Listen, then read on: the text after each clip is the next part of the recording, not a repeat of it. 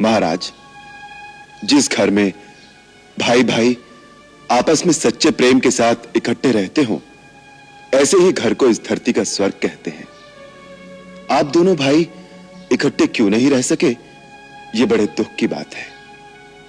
आप दोनों में शत्रुता किस कारण हो गई, यह मैं जानना चाहता हूं।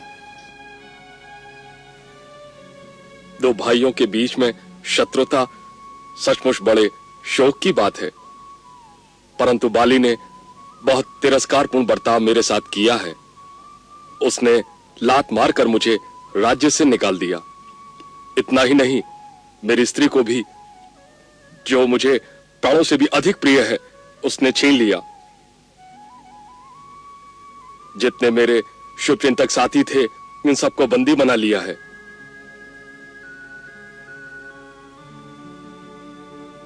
इन सब बातों की याद आते ही मेरी आत्मा में प्रतिशोध की ज्वाला धधकने लगती है। इस अंतर ज्वाला को शांत करो मित्र। यह ज्वाला तो केवल बाली के लहू से ही शांत हो सकती है राघव, क्योंकि यदि मैं हृदय की इस दहकती हुई आग को शांत करने की बात कभी सोचता भी हूं, तो बाली सोचने नहीं देता।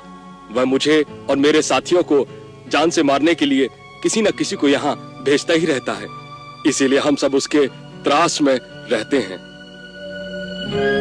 आपको देखकर जब हमारे गुप्तचर ने सूचना दी, तो थोड़ी देर के लिए हम डर गए थे कि आप भी उसी दुष्ट के भेजे हुए हैं, हमें मारने आए हैं। इसीलिए हमने हनुमान को वेश बदलकर आपका भेद जानने के लिए भेजा था। यह अवस्था तो बड़ी विषम है, क्योंकि जब कोई पुरुष हिम्मत हार कर इस प्रकार उत्साहहीन हो जाता है, तब उसके जीवन में हर घड़ी हर पल एक भय, एक आशंका के स्वर गूंजते रहते हैं। फिर उसमें कभी पुरुष साहस और पुरुषार्थ के भावों का उदय नहीं हो सकता। ऐसा पुरुष कभी विजय नहीं हो सकता। जो विजयी होने का सपना ना देखे, वो युद्ध की तैयारी कैसे करेगा? मैं आपसे ऐसा कह रहा हूं, इसके लिए मेरी धृष्टता को क्षमा करें महाराज।